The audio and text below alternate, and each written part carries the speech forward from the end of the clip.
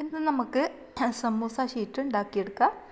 ചോറ് വെച്ചിട്ടാണ് കേട്ടോ ഈ ഒരു സമൂസ ഷീറ്റ് ഞാൻ തയ്യാറാക്കിയെടുത്തത്.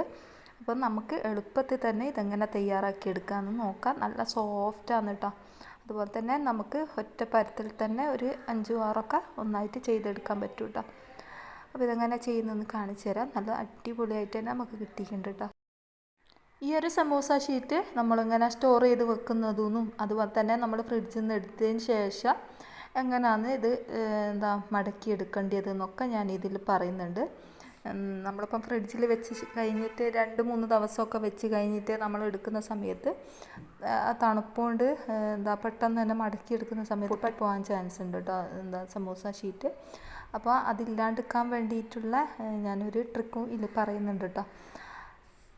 ചിക്കൻ റോളിനായാലും അതുപോലെ തന്നെ സമൂസക്കായാലും ഒക്കെ നമുക്കിത് ഉപയോഗിക്കാൻ പറ്റും കേട്ടോ. ഈ ഒരു ഷീറ്റ് തന്നെ ഉപയോഗിക്കാൻ പറ്റും. നല്ല ക്രിസ്പി ആയിട്ട് തന്നെ കിട്ടുകയും ചെയ്യും കേട്ടോ നമ്മൾ പൊരിച്ചെടുത്താൽ. അപ്പം നമുക്ക് വീഡിയോയിലോട്ട് പോകാം. വീഡിയോയിലേക്ക് പോകുന്നതിന് മുമ്പായിട്ട് വീഡിയോ കാണുന്നവർ വീഡിയോക്ക് മറന്നു പോകാണ്ട് ലൈക്ക് ബട്ടൺ ഒന്ന് പ്രസ് ചെയ്തേക്കണേ. കഴിഞ്ഞ പ്രാവശ്യത്തെ വീഡിയോക്ക് ലൈക്ക് കുറവായിരുന്നു കേട്ടോ.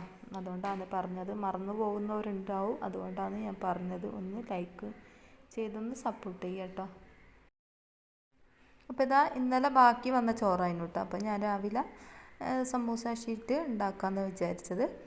അപ്പോൾ ഇതാ ഇത്രയും ചോറ് നമുക്ക് വേണ്ട കേട്ടോ. ഇതിൻ്റെ കുറച്ച് ഭാഗം മതി. ഇനിയിപ്പോൾ ഇത് നമുക്കൊരു മിക്സിൻ്റെ ജാറിലേക്ക് ഇട്ട് കൊടുക്കാം. ഈ ഒരു ഗ്ലാസ്സിനാണ് ഞാൻ ചോറ് എടുക്കുന്നത്. ഈ ഒരു ഗ്ലാസ് ഒന്ന് ടൈറ്റാക്കി എടുത്തിട്ട് നമുക്ക് ജാറിലേക്ക് ഇട്ട് കൊടുക്കുകയാണ് ചെയ്യുന്നത്. ഇതിപ്പോൾ റേഷൻ കടയിലത്തെ ചോറാണ് കേട്ടോ. നിങ്ങൾക്ക് ഏത് ചോറായാലും കുഴപ്പമില്ല. ഏത് ചോറ് കൊണ്ടും നമുക്ക് ഉണ്ടാക്കിയെടുക്കാൻ പറ്റുന്നതാണ്. ഇപ്പോൾ അതാ ഞാൻ ഇതിലേക്ക് ഇട്ട് കൊടുക്കട്ടെ.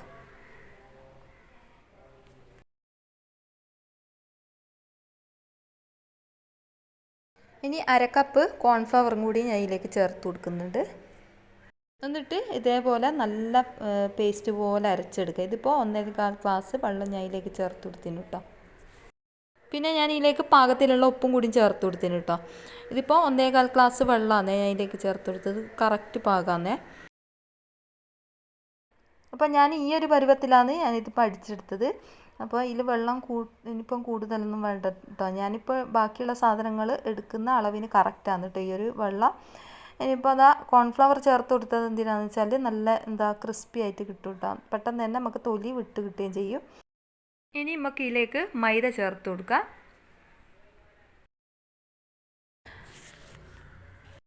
ഒരു 2.5 കപ്പ് മൈദ നമുക്ക് എടുക്കാം. അപ്പം ഞാൻ ഈ ഒരു വെള്ളത്തിൻ്റെ കണക്ക് അനുസരിച്ചാണ് കേട്ടോ ഞാൻ മൈദ എടുക്കുന്നത്. ഇതിപ്പം കറക്റ്റ് പാകം അതിന് ഈ ഒരു വെള്ളം നമ്മളിപ്പോൾ ചോറടിച്ചിട്ടില്ലേ ഈ ഒരു വെള്ളം ഈ ഒരു മൈദക്ക് കണക്കായിരുന്നു. അപ്പോൾ ഇതാ ഞാൻ കുറേശ്ശെ ഒഴിച്ച് കൊടുത്തിട്ട് ഇതേപോലെ ഒന്ന് കുഴച്ചെടുക്കുന്നുണ്ട്. നമ്മളിപ്പം കുറേശ്ശെ ഒഴിച്ചിട്ട് കുഴയ്ക്കുക കേട്ടോ. അല്ലാണ്ട് വെള്ളം കൂടിപ്പോയാൽ നമുക്ക് പിന്നെ പൊടി ഇട്ട് കൊടുക്കേണ്ടി വരും. അപ്പോൾ ഇതാ ആവശ്യത്തിന് ഈ ഒരു ചോറിൻ്റെ ഒരു മിക്സിയിലേക്ക് ഒഴിച്ച് കൊടുത്തിട്ട് ഇതേപോലെ ഒന്ന് കുഴച്ചെടുക്കാം. ഇത് കുറേശ്ശെ ഒഴിക്കാൻ പറയുന്നത് എന്തിനാണെന്ന് വെച്ചാൽ ചോറായതുകൊണ്ട് തന്നെ ഇത് പെട്ടെന്ന് തന്നെ ലൂസായി പോകും കേട്ടോ. അപ്പോൾ അത് കുറച്ച് ടൈറ്റ് തന്നെ നമുക്കിത് കുഴച്ചെടുക്കണേ.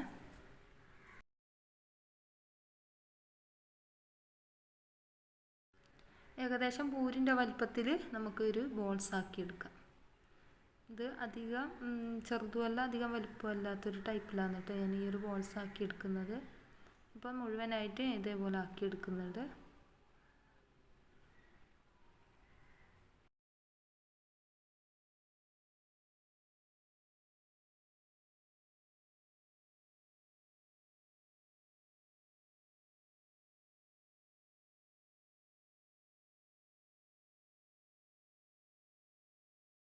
ഇനിയിപ്പം ഞാനിതൊന്ന് പരത്തിയെടുക്കട്ടെ. ഞാൻ ഇതേപോലത്തെ പ്രസ് വെച്ചിട്ടാണ് കേട്ടോ പരത്തിയെടുക്കുന്നത്. അതിന് വേണ്ടിയിട്ട് കുറച്ച് ഓയിലാണ് കേട്ടോ എടുക്കാൻ പാടുള്ളൂ, വെളിച്ചെണ്ണ എടുക്കാൻ പാടില്ല. അപ്പോൾ ഓയിൽ ഞാൻ ഈ ഒരു പ്രസ്സിൻ്റെ മുകളിൽ തടവി കൊടുത്തിട്ടുണ്ട്. ഇനിയിപ്പോൾ അത് നമുക്ക് പൂരിൻ്റെ ആ ഒരു വലിപ്പത്തിൽ ഒന്ന് പ്രസ് ചെയ്ത് കൊടുക്കാം. അത് കണ്ടില്ലേ, എളുപ്പമാണ് കേട്ടോ ഇതേപോലെ ചെയ്തെടുക്കാൻ വേണ്ടിയിട്ട്. അപ്പോൾ പരത്താനും മടിയുള്ളവർക്ക് ഇതേപോലെ ചെയ്താൽ മതി കേട്ടോ, ഈസിയാണ്. അപ്പോൾ അതാ മുഴുവനായിട്ടല്ല 6 ഞാനിപ്പോൾ ഇതേപോലെ പരത്തിയെടുക്കുന്നുണ്ട്. ഇതുപോലെ ഓരോന്ന് അമർത്തി വെച്ച് കൊടുത്താൽ മതി. അപ്പോൾ നമ്മൾ പൂരിക്ക് പരത്താൻ എളുപ്പമുള്ള പോലെ വെച്ചാൽ അങ്ങനെ പരത്തിയാൽ മതിയാവും കേട്ടോ. ഇതിപ്പോൾ എളുപ്പമാണ് എനിക്കിങ്ങനെ ചെയ്തെടുക്കാൻ വേണ്ടിയിട്ട്.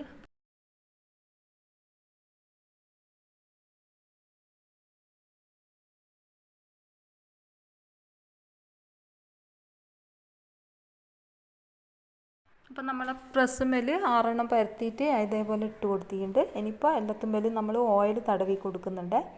കുറേശ്ശെ തടവി കൊടുക്കുക.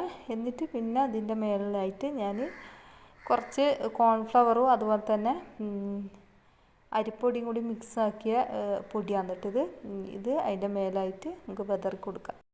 കോൺഫ്ലവർ എന്തായാലും ചേർത്ത് കൊടുക്കണം കേട്ടോ, അല്ലെങ്കിൽ അത് ഒട്ടിപ്പിടിക്കാനുള്ള ചാൻസ് കൂടുതലാണ്.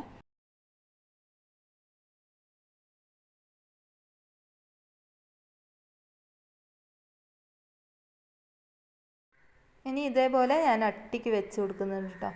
ഓരോന്നും എടുത്തിട്ട് അട്ടി വെച്ച് കൊടുക്കുന്നുണ്ട്. അപ്പോൾ 6 ഒന്നായിട്ട് വെച്ച് കൊടുത്തിട്ട് നമുക്കിതൊന്ന് പരത്തിയെടുക്കണം. പരത്തുന്നതിൻ്റെ മുമ്പായിട്ട് ഞാൻ ബാക്കിയും കൂടി ഒന്ന് സെറ്റാക്കി എടുക്കുന്നുണ്ട് കേട്ടോ. അപ്പോൾ അതാ ഇതേപോലെ നമ്മൾ കോൺഫ്ലവറും അരിപ്പൊടിയും കൂടി മിക്സാക്കിയത് ഇട്ട് കൊടുത്തിട്ടുണ്ട്. എന്നിട്ട് അത് മേലത്തെ ഭാഗം ഇതേപോലെ കുമ്പിടുത്താണ് ഇട്ട് കൊടുത്തത്. കണ്ടില്ലേ, ഇതേപോലെ നമുക്ക് കിട്ടിയിട്ടുണ്ട് കേട്ടോ. ഇപ്പോൾ ഇതൊന്ന് പരത്തിയെടുക്കണം. അതിന് മുമ്പായിട്ട് നമ്മൾ ബാക്കിയും കൂടി ഒന്ന് റെഡിയാക്കി എടുക്കട്ടെ. ഇതുപോലെ തന്നെ മുഴുവനായിട്ട് ഞാൻ സെറ്റാക്കി എടുത്തിട്ടുണ്ട്. പിന്നെ നമ്മളപ്പോൾ അതിൻ്റെ മുകളിൽ അരിപ്പൊടിൻ്റെ അതുപോലെ തന്നെ കോൺഫ്ലവറിൻ്റെ മിക്സാണ് കേട്ടോ കാണുന്നത്.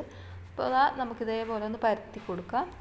ഇതുപോലെ നമ്മൾ ഏകദേശം നമ്മൾക്ക് സമൂസ ഷീറ്റ് എത്രയാണോ വേണ്ടതെന്ന് വെച്ചാൽ അത്രയും നൈസാക്കി പരത്തട്ടോ. അധികം നൈസായി പോകരുത് കേട്ടോ, അപ്പോൾ എണ്ണയൊക്കെ കുടിക്കുന്ന പോലെയൊക്കെ തോന്നി. കുറച്ച് കട്ടിക്ക് തന്നെ വേണം കേട്ടോ നമ്മുടെ ഈ ഒരു സമൂസൻ്റെ ഷീറ്റ്. അപ്പോൾ അതേപോലെ അതിനനുസരിച്ച് പരത്തി കൊടുക്കുക. അധികം നേർപ്പിച്ചിട്ട് പരത്താൻ നിൽക്കട്ടെ കേട്ടോ, കുറച്ചൊന്ന് ടൈറ്റായിട്ട് നിന്നോട്ടെ, അല്ല കട്ടിക്ക് നിന്നോട്ടെ. ഇത് പരത്തുന്ന സമയത്ത് നമ്മൾ തിരിച്ചിട്ടും മറിച്ചിട്ടും പരത്താൻ ശ്രദ്ധിക്കുക കേട്ടോ, അല്ലെങ്കിൽ സൈഡ് അപ്പുറം ഇപ്പുറമുള്ള തൊലി ചുരുങ്ങിയ പോലെ ആയി പോയിട്ടോ. അതുകൊണ്ടാണ് നമ്മൾ തിരിച്ചും മറിച്ചു വിട്ടിട്ട് നമ്മൾ പരത്താൻ പറയുന്നത്. അപ്പോൾ അതാ ഇതേപോലെ മുഴുവനായിട്ട് പരത്തിയെടുത്തിട്ടുണ്ട്. ഇത്രയും മതിയാവും കേട്ടോ, നല്ല നൈസാക്കിയിട്ടൊന്നും ഞാൻ പരത്തുന്നില്ല. കണ്ടില്ലേ, ഇത്രയും മാത്രം മതിയാവും. കുറച്ച് കട്ടിക്ക് വേണമല്ലോ, എന്നാലാന്നല്ലോ സമൂസ ഒക്കെ കഴിക്കാനൊരു ടേസ്റ്റ് ഉണ്ടാവുക. ഇനിയിപ്പോൾ നമുക്ക് ചപ്പാത്തി കല്ലുമ്മലേക്ക് ഇട്ട് കൊടുക്കാം. എന്നിട്ട് ആദ്യം ഹൈ ഫ്ലെയിമിൽ ഇട്ട് കൊടുത്തിട്ട് ലോ ഫ്ലെയിമിൽ ഇട്ടിട്ട് വേവിച്ചെടുക്കട്ടോ. അപ്പുറം തിരിച്ചും മറിച്ച് ഇട്ടിട്ടൊന്ന് ഇതൊന്ന് വേവിച്ചെടുക്കുക. വേവിക്കല്ല, ഒന്ന് തൊലിയൊന്ന് അടർത്തിയെടുക്കാൻ വേണ്ടിയിട്ട് ചെയ്യുക. തീ കൂട്ടി വെക്കാൻ പാടില്ല കേട്ടോ. തീ കൂട്ടി വെച്ച് കഴിഞ്ഞാൽ നമുക്കിത് ബുദ്ധിമുട്ടാവും അടർത്തിയെടുക്കാൻ വേണ്ടിയിട്ട്. അപ്പോൾ ഇതാ തീ നല്ല ലോ ഫ്ലെയിമിൽ ഇട്ടിട്ട് ഇതേപോലെ ഒന്ന് തിരിച്ചിട്ട് കൊടുക്കുക. എന്നിട്ട് മറിച്ചും തിരിച്ചും ഇട്ടെടുത്തിട്ട് നമുക്ക് ഇതിൻ്റെ തൊലിയൊന്ന് മാറ്റിയെടുക്കാം.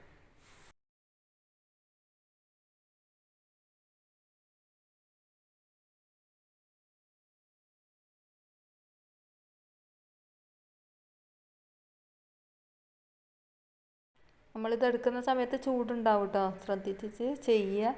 അപ്പോൾ ഇതാ ഒരു ലെയർ നമുക്ക് കിട്ടിയിട്ടുണ്ട്, ഷീറ്റ് കിട്ടിയിട്ടുണ്ട്.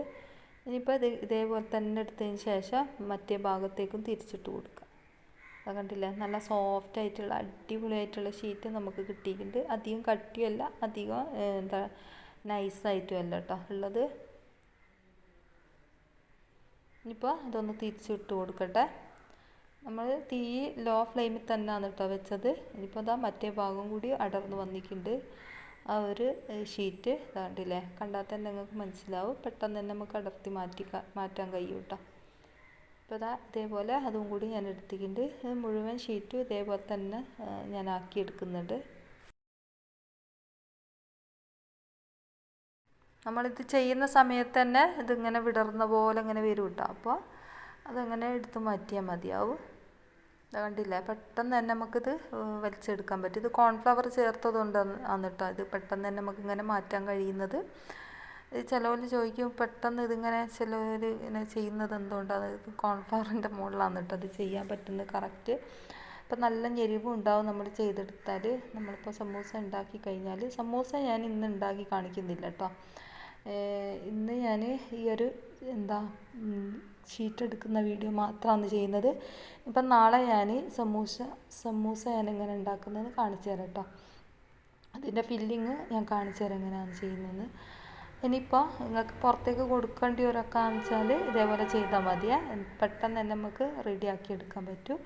അതുപോലെ തന്നെ നമ്മൾ ഫ്രിഡ്ജിൽ സ്റ്റോർ ചെയ്ത് വെച്ചതിന് ശേഷം പുറത്തേക്ക് എടുത്ത് വെച്ചാൽ ഒരു 2 ദിവസമൊക്കെ കഴിഞ്ഞിട്ട് നമ്മൾ പുറത്തേക്ക് എടുക്കുന്ന സമയത്ത് ഒന്ന് ചൂടാക്കി കൊടുത്താൽ മതി ഇട്ടത്. ഒന്ന് ആവി കയറ്റി കൊടുക്കുകയെന്ന് വെച്ചാൽ പെട്ടെന്ന് തന്നെ നമുക്ക് മടക്കിയിട്ട് സമൂസ ഉണ്ടാക്കിയെടുക്കാൻ പറ്റും കേട്ടോ. ചിക്കൻ റോളായാലും എന്ത് എന്നായാലും ഇതേപോലെ തന്നെ കുഴഞ്ഞ പോലെ തന്നെ കിട്ടും കേട്ടോ നമുക്ക്. ഇതാ കണ്ടില്ല, അല്ലെങ്കിൽ പത്തിരിക്കല്ലുമ്മേലിട്ടൊന്ന് ചൂടാക്കി എടുത്താൽ മതി. കുറേ നേരം ഇട്ടിട്ട് ഹാർഡാക്കി എടുക്കരുത് കേട്ടോ, കുറച്ച് നേരം ഇങ്ങനെ ചൂടാക്കി എടുത്താൽ മതി. അപ്പോൾ ഇതാ അടിപൊളി സമൂസ ഷീറ്റ് നമുക്ക് റെഡിയായി കിട്ടിയിട്ടുണ്ട്.